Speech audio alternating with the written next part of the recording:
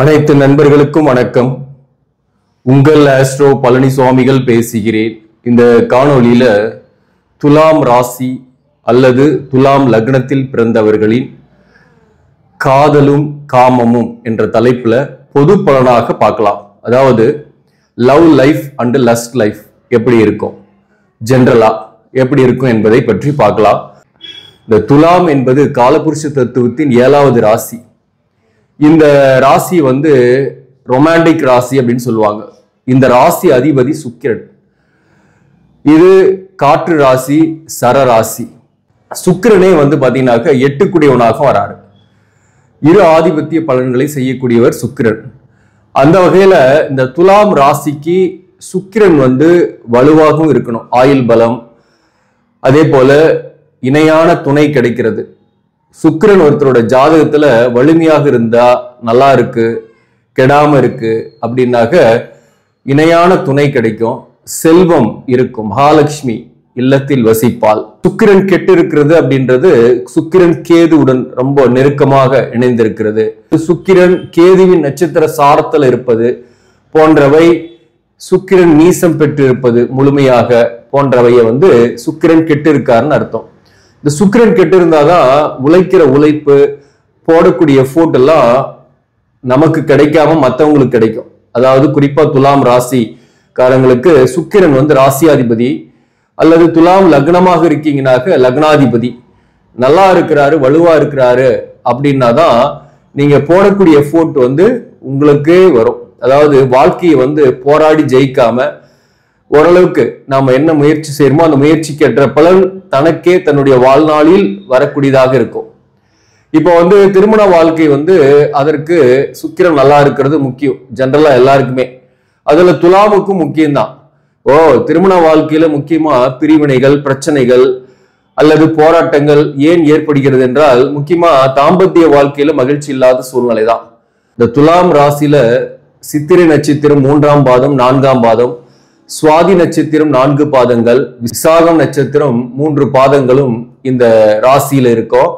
இப்போ பாத்தீங்கன்னாக்க துலாம் ராசியில பிறந்தவங்க நல்ல ஒரு கம்பீரமான தோற்றம், மற்றவங்களை வசீகரிக்கக்கூடிய அழகு இருக்கும். பெண்களாக இருந்தாலையும் எளிதில் மற்றவங்களை வசீகரிக்கக்கூடிய ஆற்றலும் கண்களும் அழகாக இருக்கும்.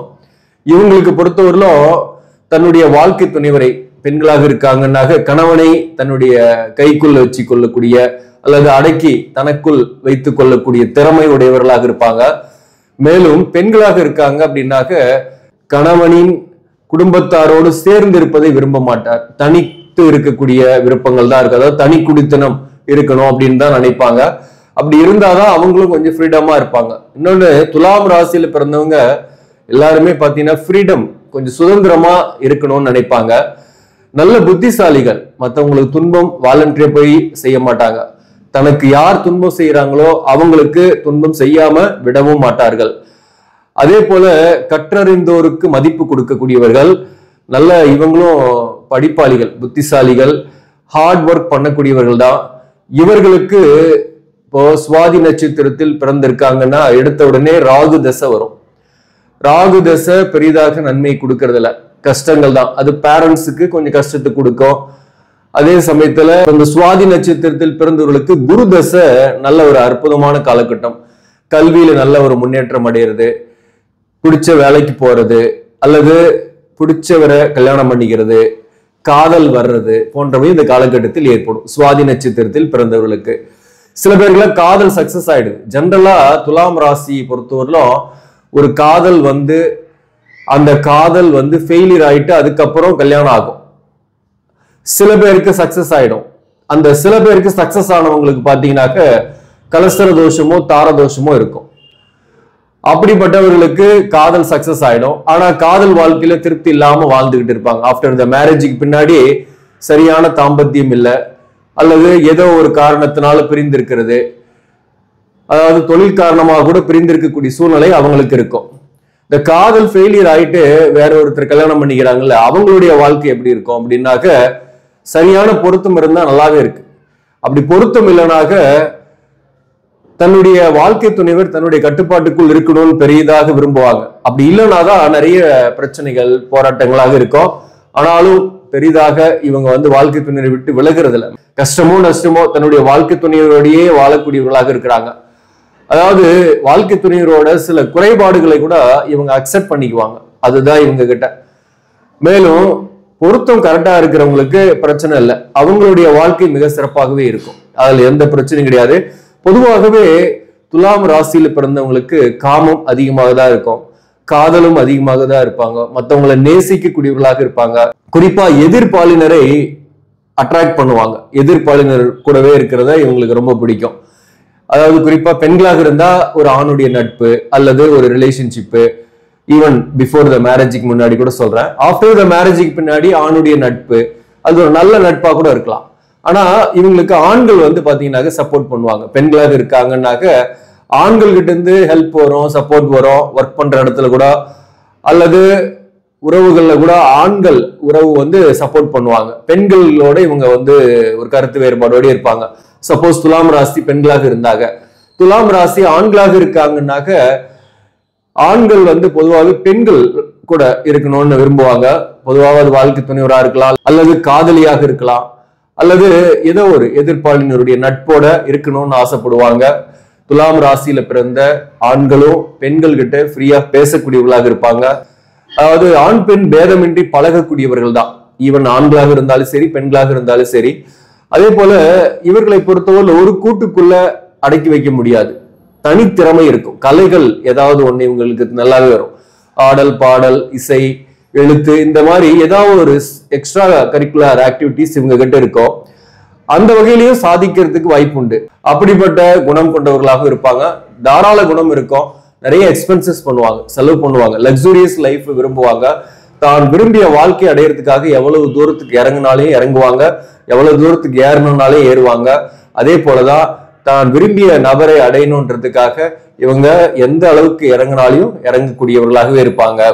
காதலை பொறுத்தவரையிலும் இவர்களுக்கு சக்சஸ் ஆனாலையும் அதுல சில பிரச்சனைகள் இருக்கு.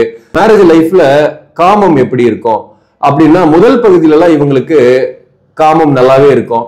இவங்களுக்கு தாம்பத்திய சுகம் என்பது ஓரளவுக்கு சிறப்பாகவே அமைகிறது, அல்லது அந்த தாம்பத்திய சுகத்தை இவங்க சிறப்பாக அமைத்துக் கொள்கிறார்கள். அதனால இவங்களுக்கு தாம்பத்திய வாழ்க்கையில முதல் பகுதியில எந்த பிரச்சனையும் கிடையாது. இந்த குரு தசையில அவங்களுக்கு எந்த பிரச்சனையும் கிடையாது. சுவாதி நட்சத்திரமா இருந்தா, சித்திரை நட்சத்திரத்தில் பிறந்தவர்களுக்குமே பாத்தீங்கன்னாக்க குரு தசையில காதல் வருது, காதல்ல ஃபெயிலியர் ஆயிடுறாங்க சில பேரு. அதே போல சில பேர் வந்து பாத்தீங்கன்னா காதல்ல சக்சஸ் ஆயிடும். அந்த காதல் சக்சஸ் ஆனவங்களுக்கு குரு தசையில சில கான்ட்ரவர்சியல் இருக்கும் திருமண வாழ்க்கையில. ஆனாலும் இவர்களுக்கு வந்து பாத்தீங்கன்னா எக்ஸ்ட்ரா அஃபேர் அல்லது எதிர்ப்பாளினுடைய நட்பு போன்றவை இவர்களுக்கு ஏற்படக்கூடிய வாய்ப்பு உண்டு. விசாகம் நட்சத்திரத்தில் பிறந்தவர்களுக்குமே முதல்ல அவங்களுக்கு குரு தசை வரும். ஃபர்ஸ்ட் தசை வந்து குரு தசை, அடுத்தது சனி தசை உங்களுக்கு ரொம்ப கஷ்டமா இருக்கும். பொதுவாகவே துலாம் ராசி நண்பர்களுக்கு சனி தசை கொஞ்சம் கஷ்டத்தை கொடுக்குது. உடல்நல தொந்தரவு, பாதிப்பு, அல்லது ஊர் விட்டு வெளியூர்ல போய் வேலை பார்க்கறது, தனித்து இருக்கிறது, அதே போல குடும்பத்தை விட்டு பிரிந்து இருக்கிறது, அந்த நேரத்துல ஹெல்த் இஷ்யூஸ், அதே போல பணம் பிரச்சனைகள், கடன் பிரச்சனைகள் போன்றவையெல்லாம் இந்த சனி தசை பெரிய அளவுக்கு நன்மை கொடுக்கறது இல்ல. அதே போல புதன் தசை நடக்குதுன்னா அவங்களுக்கு நல்ல நன்மை கொடுக்குது, வருமானம் வருது, நல்ல வருமானத்தை பெறாங்க, பதவி உயர்வு, ஊதிய உயர்வு எல்லாம் கூட அந்த நேரத்துல வேலையில கிடைக்குது. அந்த நேரத்துல மேரேஜ் லைஃப்ல கூட கொஞ்சம் ஹாப்பியா தான் இருக்கிறாங்க, பிரச்சனை கிடையாது.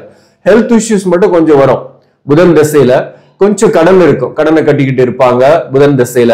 ஆனா அதை சமாளிக்கக்கூடிய அளவிலேயே இருக்கும். சனி தசை மாதிரி சமாளிக்க முடியாம கஷ்டப்படக்கூடிய காலகட்டமாக இருக்காது. வாழ்க்கை துணைவருடன் சரியா பொருத்தம் இல்லைன்னா கருத்து வேறுபாடு இருந்தாலும் ஒரு நாள் சண்டை ஒரு நாள் சமாதானம் என்ற அடிப்படையில வாழ்க்கை போயிட்டு இருக்கும். பிள்ளைகளுக்காக நிறைய காம்ப்ரமைஸ் பண்ணிக்கிட்டு வாழ்வாங்க, பிள்ளைகளுக்காக விட்டு கொடுத்து போவாங்க. ஆனா பெரும்பாலும் பாத்தீங்கன்னாக்க இந்த விசாக நட்சத்திரம் ஆகட்டும், அதே போல சுவாதி நட்சத்திரத்தில் பிறந்தவர்களுக்குமே குழந்தை பாக்கியம் என்பது கொஞ்சம் லேட்டா கிடைக்குது. ஒரு குழந்தையோட கூட சில பேருக்கு எல்லாம் போயிடுது, சில பேருக்கு ரொம்ப டிலே ஆயிட்டே இருக்கும். சோ அதனால குறைவான எண்ணிக்கையுள்ள குழந்தை பாக்கியமே இருக்கும். ஆனா அந்த குழந்தை மேல நிறைய பாசம் வச்சிருப்பாங்க. அதனாலேயே குடும்ப வாழ்க்கையை விட்டு அவ்வளவு சீக்கிரம் பிரிந்து போக விரும்புறதில்ல துலாம் ராசி நண்பர்கள்.